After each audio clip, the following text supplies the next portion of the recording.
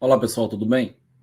Sejam todos muito bem-vindos. Eu sou Daniel Costa de Paiva, professor da Universidade Federal Fluminense, nos cursos de licenciatura em computação e outros cursos de licenciatura, e também professor no mestrado em ensino. Vamos começar a conversa de hoje falando primeiro um pouco sobre mim e logo depois a gente vai direto aos assuntos. Adianto para vocês que esse vídeo é um desafio de conseguir apresentar algo que seja fundamental antes do seu primeiro protótipo de qualidade. Você pode já ter desenvolvido sistemas computacionais, mas fique atento. A gente vai falar de alguns conceitos, de alguns aspectos que são importantes pra caramba para evitar retrabalho e para evitar que você tenha dificuldades inerentes ao processo de desenvolvimento de algo que vai ser voltado para um usuário. Então, inicialmente eu quero me apresentar. Eu sou líder do Tec Grupo, que é um grupo de pesquisa na Universidade Federal Fluminense, aqui em Santo Antônio de Pádua. Também sou líder de um grupo de educadores Google. E a minha formação envolve. Lá em 99, eu comecei a graduação em ciência da computação. E o meu trabalho final de curso foi implementação de um jogo usando o Delphi, que é uma plataforma de desenvolvimento. Antes de terminar a graduação, já estava passando pelo processo seletivo do mestrado, fui aprovado. Iniciei o mestrado em 2003, logo depois que colei grau. Esse mestrado foi realizado na Unicinos, em São Leopoldo, Rio Grande do Sul. Também no departamento de computação, computação aplicada. E o projeto foi modelagem e simulação de multidões humanas em situações de vida cotidiana usando ontologias. Ali, eu comecei a produzir meus primeiros trabalhos acadêmicos nacionais e internacionais, inclusive com participação no único livro sobre simulação de multidões que existe até hoje. Logo depois, emendei também o mestrado no doutorado. Antes de terminar o período de conclusão do mestrado, já estava no processo de seleção do doutorado. Nesse intervalo, voltei para minha cidade, em Ubá de Minas, e fui professor de 3 faculdades. Aquela que me formei, além de 2 sedes da Unipac, uma das maiores faculdades do estado de Minas Gerais, em relação à quantidade de sedes, a quantidade de locais que está distribuída. Em 2006, comecei o meu doutorado na Escola Politécnica da Universidade de São Paulo. Doutorado realizado com bolsa FAPESP. Se durante o mestrado eu tive apoio e financiamento da HP para realizar, agora durante o doutorado, uma bolsa da FAPESP, uma das mais difíceis do Brasil, foi fundamental para que eu pudesse me dedicar integralmente e conseguisse concluir o trabalho sobre modelagem e simulação de agentes com aspectos cognitivos para a avaliação do comportamento social. Trabalhando com inteligência artificial, simulação de multiagentes. Então, meu percurso em graduação, mestrado, doutorado foi estritamente em computação, trabalhando com jogos, computação gráfica, inteligência artificial, interação humano-computador e desenvolvimento de software propriamente dito. Logo depois que terminei meu doutorado, fui selecionado num processo para trabalhar num projeto voltado à Petrobras, no ADD Labs, então na Universidade Federal Fluminense. Nesse laboratório estive por 2 anos e fui escolhido como, em determinado momento, gerente de um projeto de desenvolvimento, mas principalmente como responsável pela implantação de um sistema numa plataforma da Petrobras, que muito me orgulha, porque olhando desse jeito, nós conseguimos perceber a importância de alcançar o ponto mais alto, na minha opinião, na área de desenvolvimento computacional. a implantação de um sistema que você fez parte importante da equipe como pesquisador, em determinado momento como gerente do projeto, numa multinacional e numa plataforma da Petrobras. Isso muito me orgulha. Em 2012, em função do Reúne, todo um processo de abertura de vagas para concurso público, eu que almejava lá desde 2003, na minha graduação, uma carreira estável, um concurso público. Em 2012, fui aprovado como professor da Universidade Tecnológica Federal do Paraná. O primeiro Cefet que se transformou numa universidade tecnológica. Lá, trabalhei com diversos cursos, diversas disciplinas, principalmente computação, tecnologia, voltada para tecnologia em alimentos, agrimensura, mecânica, eletrônica e o próprio curso de computação, bacharelado, também o curso de análise e desenvolvimento de sistemas. Lá fui coordenador do ensino à distância e em 2014 iniciei meu processo de redistribuição para vir morar mais próximo da família, na Universidade Federal Fluminense, onde estou até hoje, uma cidade de interior, Santo Antônio de Pádua, exatamente pela proximidade de onde nasci. Mas atualmente, acabei de realizar uma especialização em psicopedagogia e o pós-doutorado na Faculdade de Ciências Médicas da Unicamp. São diversas logomarcas, são diversas instituições que eu já passei e que ainda mantenho vínculo, que ainda mantenho contatos fundamentais para que eu possa me desafiar a conversar com vocês hoje sobre um assunto tão complexo. Afinal de contas, nós vamos discutir diversas disciplinas do curso de Ciência da Computação em apenas 1 hora.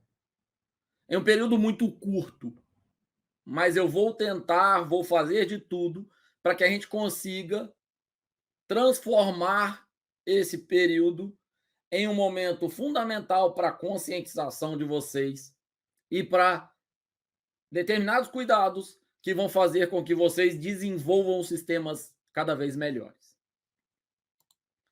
Vou, antes de começar, convidá-los a conhecer o Instagram e o Facebook dos nossos grupos de trabalho, o Tech Grupo, @Tech Grupo no Instagram e no Facebook, e @GIGPado. Também vou convidá-los a conhecer o nosso canal do YouTube, onde diversos assuntos são discutidos. Tem lá uma playlist especial a respeito de desenvolvimento de software. Tem também o uso de ferramentas, tem também carreira acadêmica, tem vários outros assuntos que a gente tem discutido e colocado sempre disponível no nosso canal do YouTube. Então, convido vocês a conhecerem, se inscreverem, compartilharem e ajudarem a gente nesse processo de construção e divulgação do conhecimento.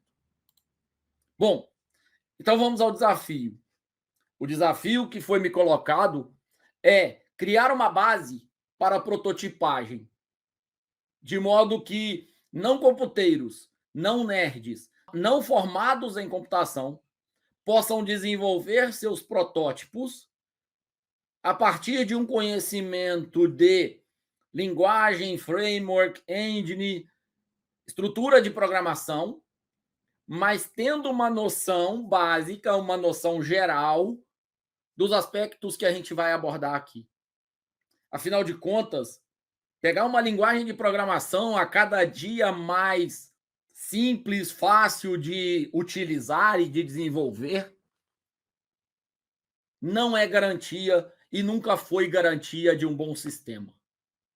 Um bom sistema precisa, antes de tudo, levar em consideração o usuário. E a gente vai conversar um pouquinho sobre isso daqui a pouco. Claro que eu tenho diversas ajudas para conseguir montar esse material e para a gente conversar a partir de agora. A primeira das ajudas é o livro Linguagens de Programação, do Sebesta. Vou citar capítulos específicos dele durante minha apresentação. Também 2 livros de interação humano-computador, Mas, óbvio, isso aqui é apenas a leitura inicial.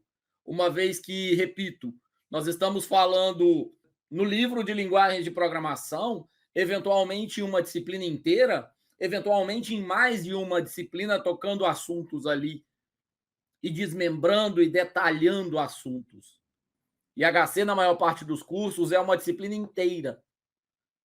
E eu vou tentar reduzir não apenas linguagem de programação e HC, mas também uma parte de paradigmas, também uma parte de ciclos de desenvolvimento de software, de modo que vocês tenham, em um período curto, uma noção mais global e uma noção geral a respeito do que a gente está conversando e a respeito do que é necessário para que vocês elaborem os seus primeiros protótipos. A nossa agenda foi dividida em 3 pontos, em 3 grandes partes. A primeira das partes é linguagem de programação e legibilidade de código, mas não apenas legibilidade, qualidade de código. Boas práticas, práticas necessárias para que você consiga desenvolver um material com qualidade e você mesmo consiga dar manutenção, outras pessoas colaboradoras também consigam entender. Te ajudar, dar manutenção, desenvolver partes, agrupar essas partes posteriormente. Isso é fundamental para uma programação bem feita, seja ela com maior quantidade de linhas de código, seja ela com maior quantidade de utilização de frameworks, engines, programação em blocos ou alguma alternativa um pouco mais visual existente. Logo depois a gente vai passar para falar sobre ciclo de desenvolvimento de software. Nós vamos abordar os 2 principais, os 2 mais básicos dos ciclos de desenvolvimento de software, para que você entenda que desenvolver um protótipo não é sentar e programar. É você planejar adequadamente o passo a passo em relação a quantas interações você vai ter, em relação a quantas reuniões internas e externas você vai ter, tanto para aquisição de conhecimento, quanto para manutenção e, óbvio, garantia de sobrevida do sistema. Afinal de contas, nós, quando desenvolvemos protótipos, nós não queremos fazer um programa que em 6 meses ficou obsoleto. A gente quer desenvolver algo que daqui a pouco você adiciona uma nova funcionalidade, você dá uma manutenção, melhora o desempenho, adapta a uma nova versão do sistema operacional, a uma nova configuração de hardware. Isso é muito importante. E, por fim, nós vamos falar de interação humano-computador. A área que estuda a relação entre o homem, entre o humano, entre o usuário, a máquina, o computador, os dispositivos, seja através de mouse e teclado, seja através de algum controle ergonômico, seja através de algum outro comando de voz, por exemplo, ou gesto capturado por uma câmera. Mas a gente precisa entender e colocar o usuário presente desde o início do processo de desenvolvimento. Então vamos começar. Linguagem de programação e legibilidade. Para falar sobre linguagem de programação e legibilidade, qualidade de código, a gente primeiro precisa falar sobre evolução. Evolução é a etapa onde a gente vai entender que existe uma diversidade de linguagens, que as linguagens têm paradigmas de programação associados a elas, que cada linguagem tem um jeito de ser, uma estrutura de funcionamento, e a escolha por uma linguagem ou outra, por um ambiente de desenvolvimento ou outro, precisa levar em consideração alguns critérios. Não é simplesmente ler que é a linguagem mais utilizada, não é simplesmente verificar que eu tenho facilidade para desenvolver as primeiras coisas, mas é selecionar a partir de alguns critérios. Não são muito simples, mas eu vou listar eles aqui e eu tenho certeza que vocês vão conseguir avaliar adequadamente as linguagens, os ambientes de programação para tomar melhores decisões. Afinal de contas, nós queremos chegar à qualidade de código.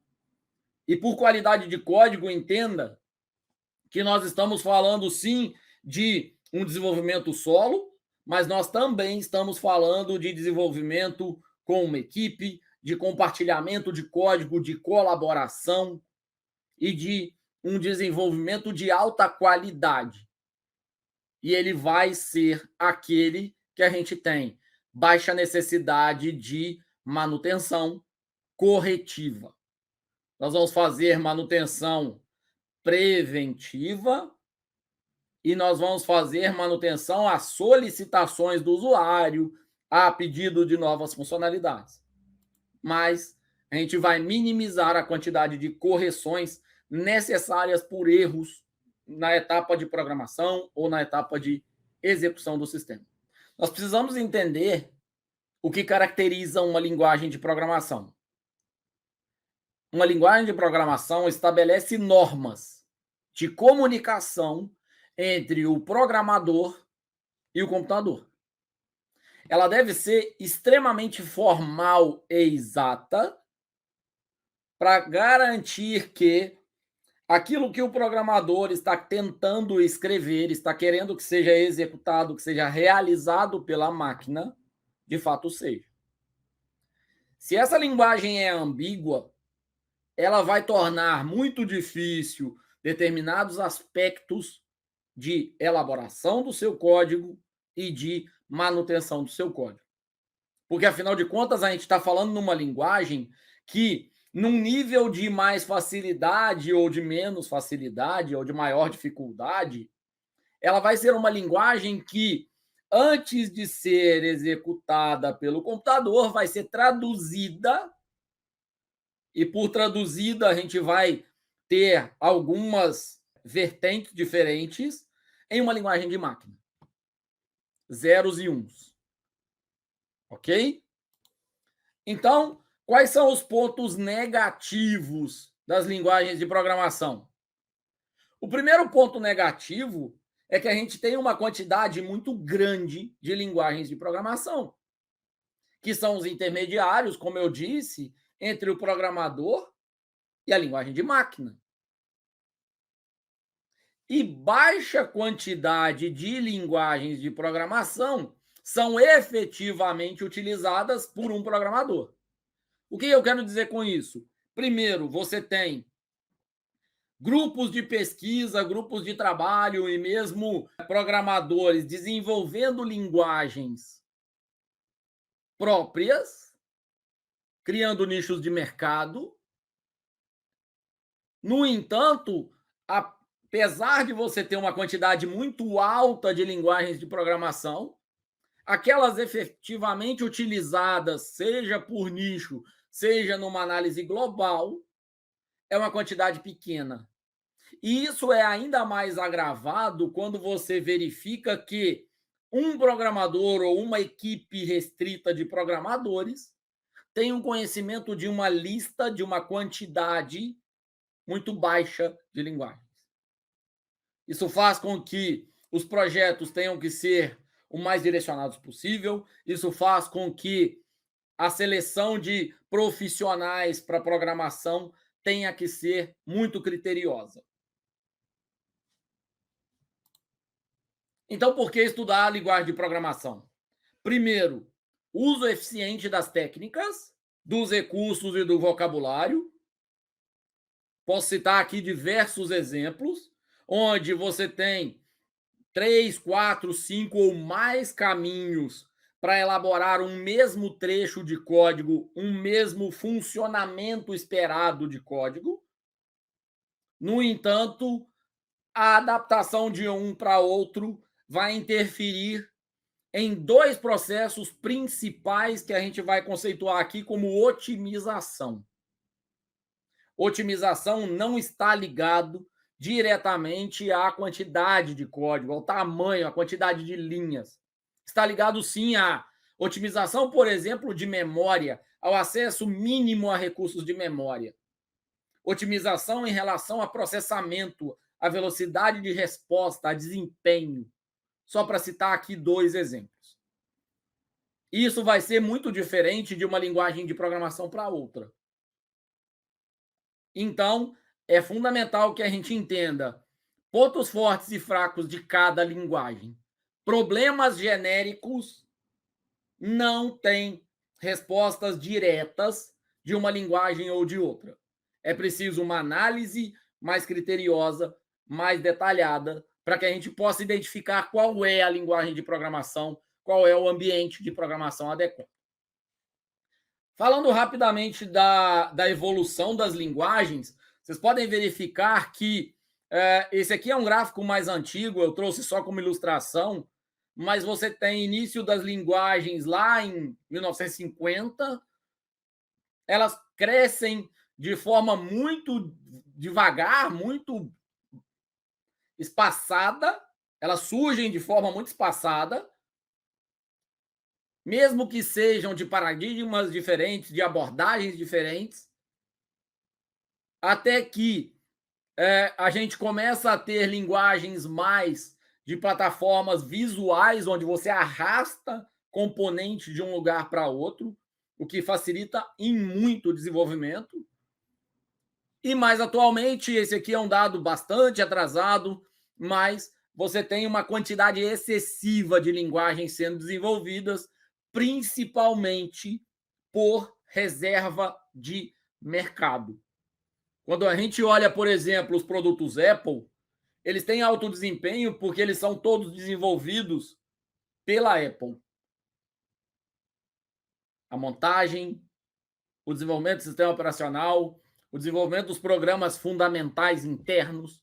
Isso faz com que a gente consiga otimizar o desempenho de determinadas funções, tanto de hardware quanto de software.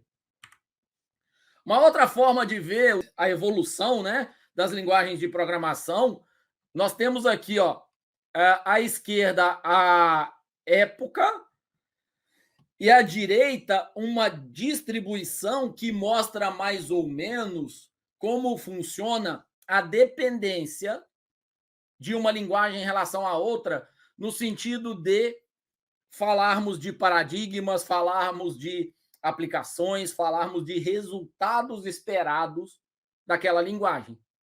Então, do lado direito aqui, nós temos linguagem funcional, vocês conseguem ver Prolog, que é uma linguagem lógica, são linguagens muito diferentes.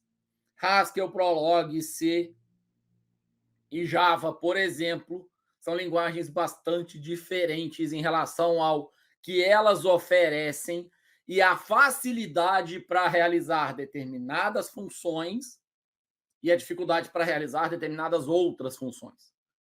Mas atualmente nós temos cada vez mais ambientes visuais, o que facilita muito a vida. No entanto, tomem cuidado. Se você está utilizando um ambiente visual para fazer a maior parte da programação, certamente você está deixando a desejar em desempenho e otimização. Eu consigo otimizar desempenho quando eu, e outras características, tá, de otimização, quando eu tenho acesso o mais próximo possível de linguagem de máquina, ou quando eu tenho uma linguagem de programação e um ambiente de programação extremamente apropriado para a finalidade que eu quero. Programação em lógica usando uma linguagem de programação em lógica, por exemplo. Ok? Seguindo, essa aqui é uma outra visualização, onde aqui embaixo a gente consegue visualizar em cores os paradigmas.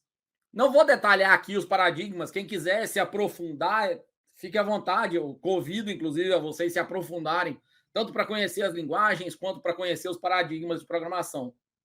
Mas vejam, nós temos uma quantidade grande de linguagens de paradigma imperativo, a própria linguagem C. A evolução dela, o C++, é orientada a objetos. E quando a gente fala em C e C++, tem ainda uma questão importante, que é o seguinte: Você pode abrir um ambiente de programação para desenvolver um código em C++ e ter ali linhas de código, trechos de código, ou mesmo o código inteiro escrito em C. É uma linguagem que aceita, é um ambiente que aceita o desenvolvimento em linguagem C. Eu posso, por exemplo, fazer leitura de arquivo num código completamente feito em C++, fazer a leitura de arquivo, a leitura de tela, ou o armazenamento de dado usando uma linha que é uma sintaxe definida na linguagem C. O que é sintaxe? É a definição da sequência de caracteres reservados e da sequência completa de caracteres para executar determinada função. Por exemplo, for, espaço, abre parênteses, o primeiro parâmetro, x igual a 10, ponto e vírgula, x mais mais, ponto e vírgula, ponto e vírgula, x menor que 20, ponto e vírgula, x mais mais. Qual é essa estrutura? O for é uma palavra reservada que vai indicar a repetição. Quando abre o parênteses, é esperado o primeiro parâmetro, então, entre o parênteses e o ponto e vírgula, que é o parâmetro de valor inicial daquela variável, x recebe 0. Entre um ponto e vírgula e outro, é esperado um segundo parâmetro, que é o parâmetro de parada, x menor que 20. Entre o último ponto e vírgula e o fecha parênteses, é esperado o parâmetro de incremento. Ou seja, a variável x começa com 10, executa o laço, aquele trecho de código, volta para a primeira linha, aumenta o x para 11, executa de novo. E quando que vai parar? Quando o x for 20, porque a condição de parada é menor do que 20. Ele vai bater na condição de parada, vai verificar que é falso e vai sair daquele trecho de código. Só para vocês perceberem qual é a sintaxe e qual é a necessidade de entendimento de linha a linha do código. Variações desses parâmetros são possíveis e, por vezes, vão agilizar e vão melhorar muito o código, além de interferirem na qualidade do resultado. Voltando aqui para a imagem, vocês conseguem ver que a grande maioria das linguagens é imperativa. São poucas as linguagens lógicas ou declarativas, são bastante bastante a quantidade de linguagens orientadas a objeto, porque trata-se de um paradigma muito mais fácil de desenvolver e muito mais fácil de compartilhar código. Aqui uma outra forma de visualização, onde eu marquei algumas das linguagens mais comuns e mais famosas.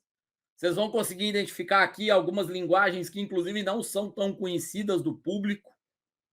Mas essa imagem aqui é bem ilustrativa, tá? É só para mostrar para vocês que existem versões da mesma linguagem que normalmente não se discute e que nem sempre a linguagem que é original é a mais utilizada. Tá? Você tem versões do Fortran, versões do Prolog, e cada uma tem variações específicas.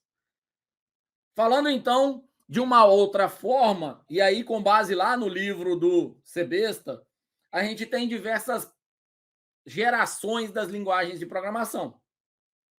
A primeira geração é a linguagem de máquina, que vai ter código 0 e 1. À medida que você vai tendo novas gerações, você vai tendo linguagens mais fáceis de utilizar por serem mais visuais e linguagens com modelos de desenvolvimento diferentes. Então, eu parei aqui na sexta geração, mas só para vocês entenderem, a gente tem Assembler, depois paradigma imperativo, Fortran, COBOL, Pascal, C, depois linguagens lógicas, funcionais, depois, na quarta geração, geradores de relatório, linguagem de consulta para banco de dados. que é possível, inclusive, uma programação bastante complexa em banco de dados. Foi assim, inclusive, na Petrobras, que nós conseguimos transformar um sistema que claramente não seria tempo real, por causa da quantidade de acesso a disco, acesso a arquivos, em um sistema em tempo real que foi implantado, desenvolvendo programação de Store Procedure dentro do banco de dados. Depois a gente vai falar de uma quinta geração que é orientada a objetos. Já trabalhei com algumas dessas linguagens aqui, inclusive, e linguagens web, linguagens dinâmicas, eu já trabalhei com Python. Tem algumas vantagens geniais, são muito interessantes. Python, por exemplo, tem uma característica que a gente vai falar daqui a pouco, que é a tipagem dinâmica. Porque enquanto em linguagem C você precisa estabelecer se uma variável x é um número inteiro, um número float ou um caractere, em Python você não precisa estabelecer o tipo dessa variável. Então, no exemplo que eu dei de um código for, o x ali é claramente um número inteiro, ele não tem casa decimal. Se eu quisesse trabalhar com casa decimal, eu teria que mudar a declaração da variável. Variável float x. Variável inteira x. No caso do Python, eu digo que existe uma variável x. Se eu atribuo a ela um valor inteiro, ok, ela vai assumir o valor inteiro. Se eu atribuir futuramente a ela um valor caractere, ela vai aceitar o valor caractere. Isso faz parte de modelos diferentes de linguagem, vai interferir no processo de otimização do código, mas vai fazer com que isso seja muito mais simples, muito mais fácil a todos os programadores. Nós temos aplicações científicas e aplicações empresariais, e é importante fazer essa diferenciação, porque tudo que eu estou falando em relação à otimização tem muita diferença. Se você considera um sistema que precisa ser em tempo real, um sistema que o tempo de resposta faz total diferença, você precisa considerar otimização de código ao extremo e linguagens de programação que te possibilitam otimizar, ter controle muito rígido de que hora acessa o disco, que hora armazena o dado, que hora qual é o melhor código para fazer um laço. É o for? É o repeat? Qual é o comando que você vai utilizar? Fazer testes repetitivos com 100 repetições daquele trecho ali para verificar diferenças de segundo vai interferir na velocidade de resposta e no resultado que você quer. Agora, se a gente está falando numa aplicação empresarial onde você quer muito mais a emissão de relatório, a visualização colorida, visualização de dados na tela, nem sempre 1, 2, 10 segundos vai fazer diferença. E se isso não faz tanta diferença, mas se o diferencial necessário é visualização, então é importante. Leva essa característica em consideração.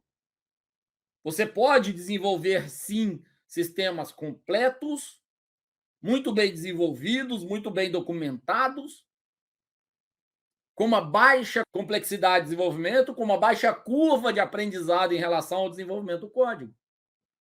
Basta que você tenha uma noção muito clara de que, ao escolher um processo de interface, que a interface vem pronta e que eu arrasto um bloco, outro bloco para fazer meu código, eu estou abrindo mão do controle restrito a cada linha de código e eu estou abrindo mão de determinadas características em relação à otimização. Alguns critérios são fundamentais para a gente avaliar antes de escolher uma linguagem de programação. Vamos diretamente a eles a partir de agora. O primeiro dos critérios é legibilidade. Legibilidade, eu digo em relação à sintaxe do código, a entender a sequência do código. E quando você desenvolve um programa, você certamente vai utilizar muitas variáveis. Variáveis na computação são locais de armazenamento de dados. Não são variáveis como para engenharia de petróleo, que você vai falar em variável de um nível de óleo num tanque. Variável para computação é um espaço de armazenamento. E se eu atribuo o valor x para uma variável, ou z para uma variável, qual é o conteúdo lá? É peso? É distância? É velocidade? Então, o ideal é que você, ao desenvolver o código, utilize nome para as variáveis e faça comentário de código, que vai variar de uma linguagem para outra, o jeito de fazer, mas faça comentário de código de modo que você leia o comentário e entenda. Leia a linha de código e entenda.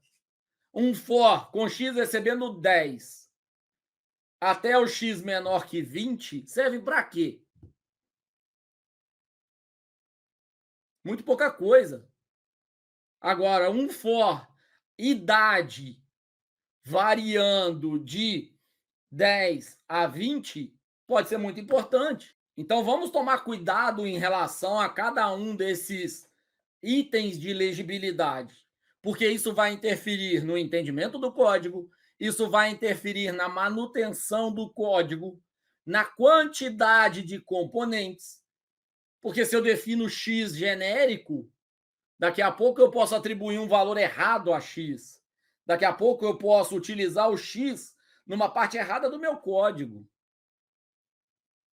Então, vamos estabelecer nomes adequados para os métodos, para as funções, para as variáveis. Vamos fazer comentários e vamos ter esse trabalho na elaboração para que a gente não tenha tantas dificuldades no processo de manutenção. Então, eu já comecei a falar que existem palavras reservadas nos códigos. No entanto, um laço for, while ou case, ele vai servir para quê? Se você não tiver um comentário adequado nessa linha de código. Você está fazendo um loop para somar as notas dos alunos? Ou você está fazendo um loop para somar a quantidade de falta deles? Na hora que você está elaborando, é fácil identificar esse dado. Uma semana depois já não é. Um ano depois é impossível. Então, faça boa prática de elaboração de código. Um conjunto relativamente pequeno de construções primitivas podem ser combinadas em um número relativamente pequeno de maneiras para construir estrutura de dados e controle da linguagem. O que é isso? Você pode criar funções, você pode criar métodos, modelos, separação de código para facilitar a vida. E tem um detalhe importante.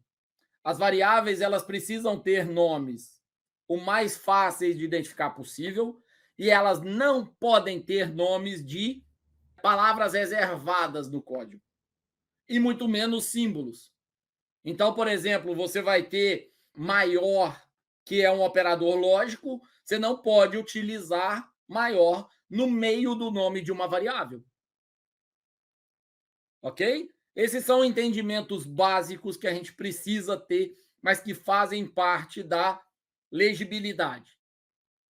E o que a gente está focando? No nível de dependência ao programador. Afinal de contas, quando morava ainda no Paraná, eu conversei com um dono de uma empresa de desenvolvimento de software e ele disse da dificuldade para conseguir dar manutenção no código de um dos funcionários dele, uma vez que o funcionário usava como nome de variáveis personagens e super-heróis. Então, imaginem vocês, um super-herói recebe 10. O que significa isso? Um super-herói recebe a soma de outros 2. O que significa isso? É importante que a gente entenda que essa variação de nomes precisa ser intuitiva para depender o mínimo possível do programador no momento, mas principalmente para depender o mínimo possível da sua memória daqui 2, 3 meses, 6 meses. Alguns problemas de legibilidade, por exemplo. Letra A, B e C. O que a gente tem aqui? Uma indentação de código, uma separação de código, de modo que a gente vai conseguir acompanhar adequadamente cada um desses códigos em função da melhor elaboração. Então vamos lá. Toda vez que eu tenho um if no código, eu posso ter um else. Se, então, se não. Ok? Se, então, se não. No entanto, vamos lá. Esse else aqui, ó, ele está alinhado com o x maior que 1. Então, se o x for maior do que 1, entra e faz esse trecho de código aqui embaixo. Se o x for menor do que 1, entra aqui embaixo. O x recebe 4. Então, se o x antes era 0, ele recebe 4. Se o x aqui era 2, ele recebe 3. E se o x era 3, ele faz o quê? Nada, passa direto. Por quê? X igual a 3, passa aqui, é verdadeiro, entra aqui, não é 2, entra aqui, passa direto, né? Ok, agora vamos para o segundo bloco de código. O que a gente tem nessa parte? O senão está para o x igual a 2. Vamos pegar o mesmo exemplo? X agora é 0. O que aconteceu? Se o x é maior que 1, entra aqui. 0, passou direto. O x saiu como 0. Agora, o x é 3. Quando o x é 3, ele é maior do que 1. Ele não é igual a 2, então ele recebe 4. Volta. Se o x é 3 aqui, o que acontece com ele? Ele sai com 3. Aqui ele sai com 4. Agora vamos para o lado de cá. Se o x é 0, ele é menor do que 1, ele vai entrar aqui e vai sair com 4. Se o x é maior do que 1, ou seja, se o x é 3, o que vai acontecer? Passa verdadeiro, entra aqui como falso, ele não é 2, chega nesse else aqui e ele passa direto. Ok? Então, tomem cuidado, porque a indentação de código, ou seja, o espaçamento de código aqui, ó, faz total diferença dependendo da linguagem, e a quantidade de uso de palavras reservadas faz total diferença dependendo da linguagem. Ok? Vamos tomar cuidado em relação a isso. Um outro exemplo. If, else, fim. O mesmo código em outra linguagem, o mesmo código em outra linguagem. Conseguem reparar que as linguagens têm determinadas variações entre elas? Ou seja, é importante que você entenda as regras das palavras reservadas e as estruturas de cada uma das linguagens de programação. Redigibilidade ou facilidade de escrita. É um conjunto consistente de regras para combinar a construção da linguagem, suporta a abstração, ou seja, a criação de funções, métodos e subprogramas, e suporta a criação de estrutura de dados. Um vetor que a gente pode utilizar como lista, como fila, como pilha, uma matriz.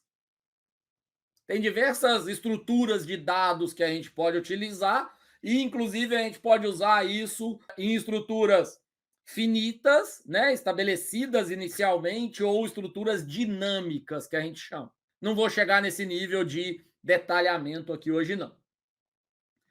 Expressividade é a facilidade de expressar computação através de operações em programas pequenos, O que é isso? Por exemplo, um comando específico soma 1, que poderia ser x mais 1 ou x recebe x mais 1, em linguagem C e em Java, por exemplo, pode ser substituído por mais mais.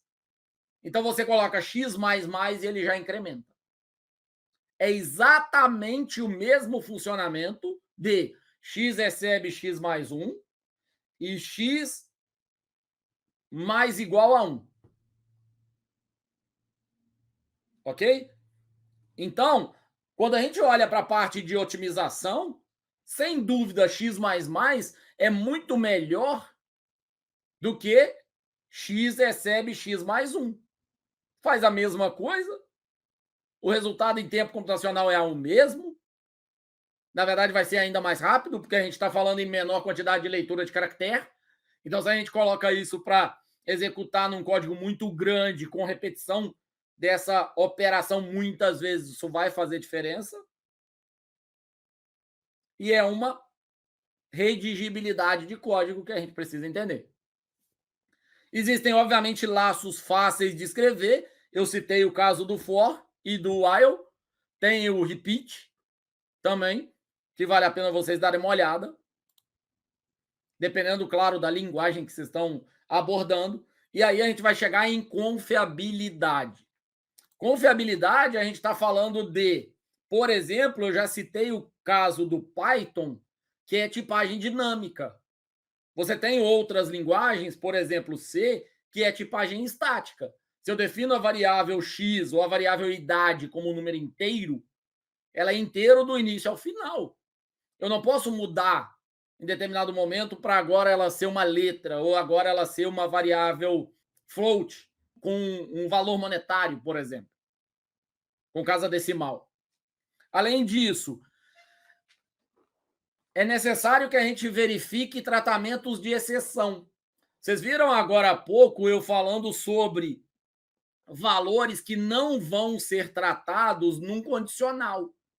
Se eu tenho valores que não são tratados no condicional, eu preciso começar a ter a prática cada vez maior de utilizar tratamento de exceção.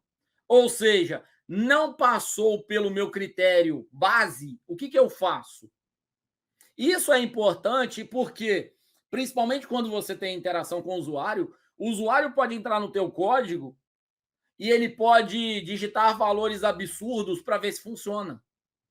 Entrar no teu programa e digitar valores absurdos. Uma data negativa, uma data 00 e como você trata isso? Você vai pensar em todas as possíveis variações ou você vai usar um try-catch para poder tratar qualquer outra situação que não há prevista? Perceberam? Então, a gente, como programador, prevê a situação óbvia, prevê o resultado ótimo. Isso normalmente já se tenta fazer, só que a boa prática de programação faz com que você trate exceções no teu código. E aí, a confiabilidade está diretamente relacionada à legibilidade e redigibilidade.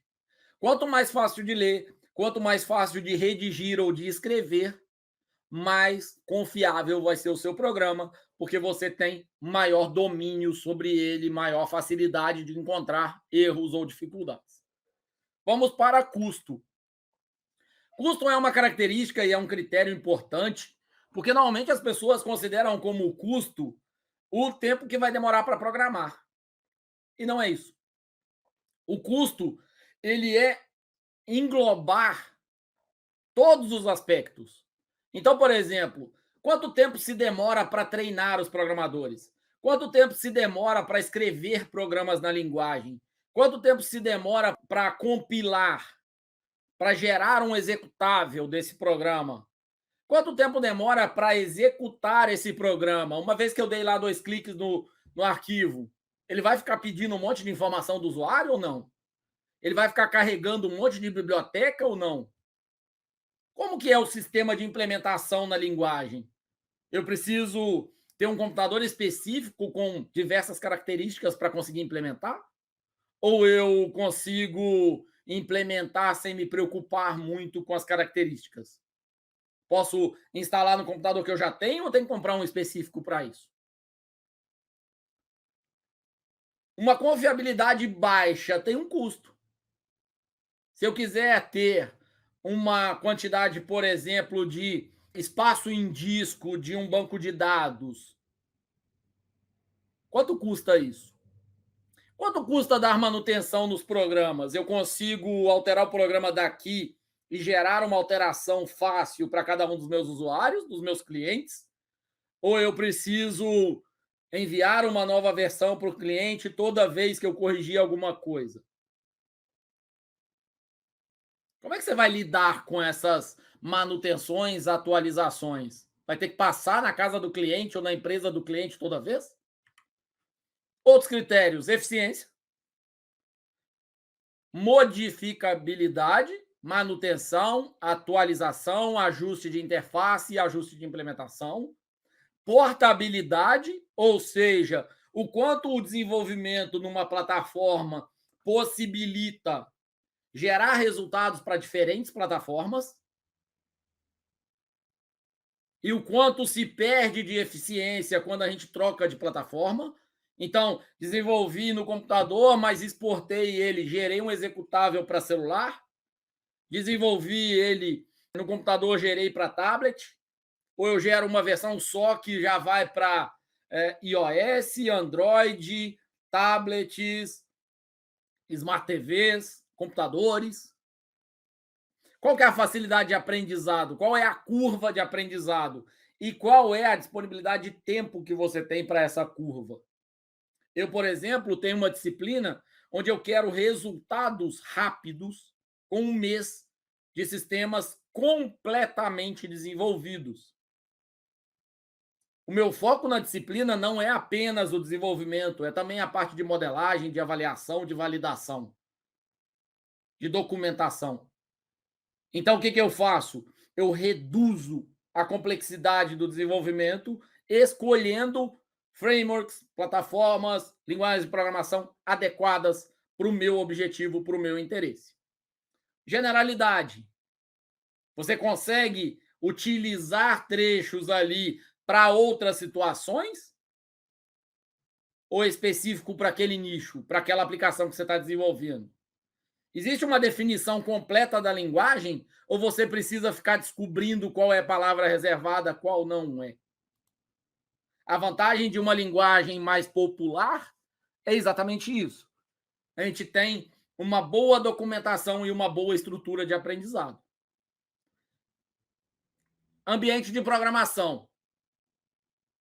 Pode ser um critério de escolha da linguagem de programação, ou seja, para a linguagem C, por exemplo, você tem 3, 4, 5 ou mais plataformas para desenvolver, desde uma plataforma de arquivo de texto puro até Notepad++, onde vai marcar com cores diferentes as palavras reservadas, até Code Blocks, que é mais educacional, até Visual C++, que já é um ambiente mais robusto. Então, você tem uma variedade grande em relação aos ambientes. Qual é a coleção de ferramentas você tem?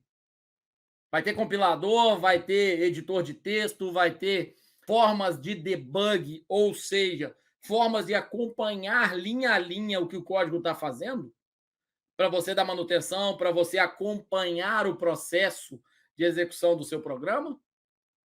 Ou você vai ter que fazer um log, escrevendo em arquivo linha a linha para poder acompanhar?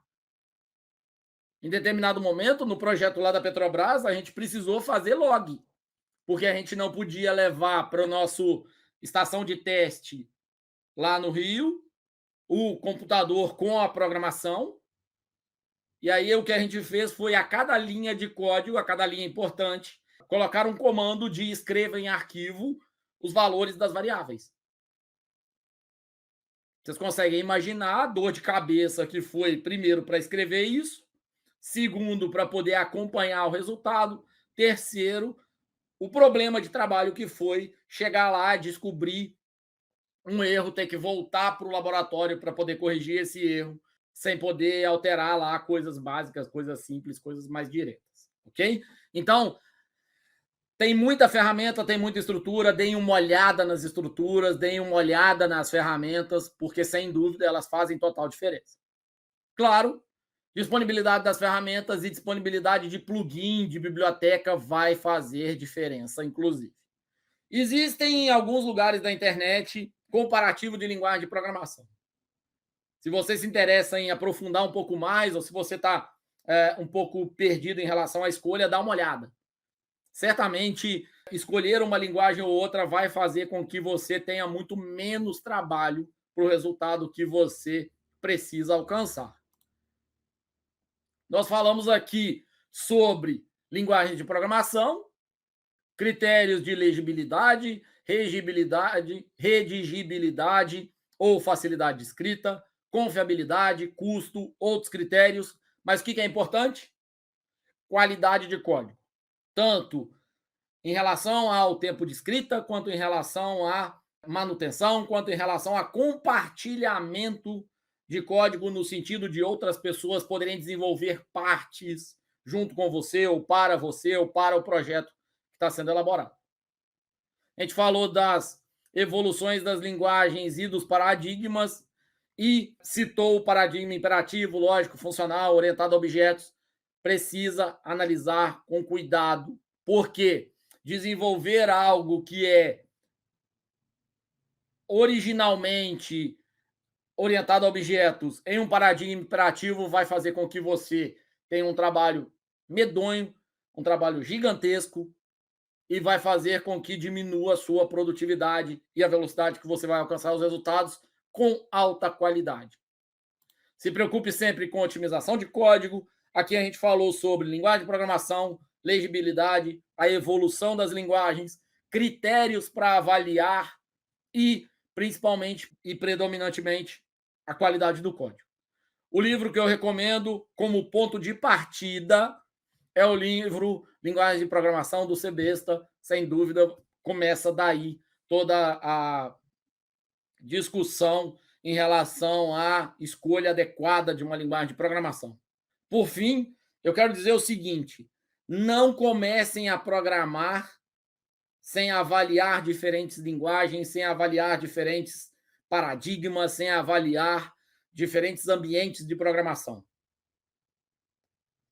Faça a escolha que seja mais adequada para você. Se você gosta de escrever um código no Notepad++, com as palavras coloridas e muito leve para escrever em qualquer dispositivo, ok. Se você prefere usar o Visual C++, Visual Studio, que é uma plataforma muito mais robusta, ok. O que você não pode é não saber que as duas existem. Para cada linguagem de programação que você quiser escolher, tem muito ferramental disponível e tem bastante informação disponível. Você precisa avaliar isso com cuidado antes de escolher. Muito obrigado pela presença de todos até aqui. Essa é a primeira parte do desafio que me foi colocado. Vejo vocês daqui a pouco.